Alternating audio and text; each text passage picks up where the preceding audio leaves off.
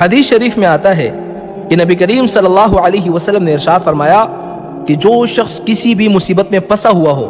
یا کسی پریشانی میں مبتلا ہو، میرے نبی فرماتے ہیں کہ سب سے پہلے تو اس کو اذان کا انتظار کر لینا چاہیے، دوسرا جب اذان ہو رہی ہو تو اس اذان کا جواب دے،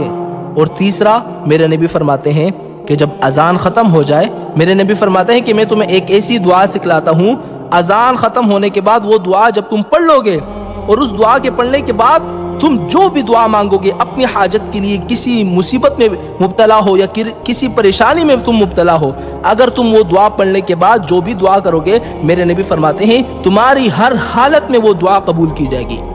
وہ دعا کون سی ہیں؟ جو میرے نبی نے سکھلائی ہیں، اور یہ دعا اس وقت پڑھنی ہے، میرے نبی فرماتے ہیں کہ سب سے پہلے اذان کا انتظار کرو، دوسرا اذان کا جواب دو، تیسرا جب اذان ختم ہو جائے اس کے بعد یہ دعا پڑھنا، اور اس دعا پڑھنے کے بعد جو دعا مانگو تمہاری دعا قبول کی جائے گی۔ وہ دعا یہ ہے: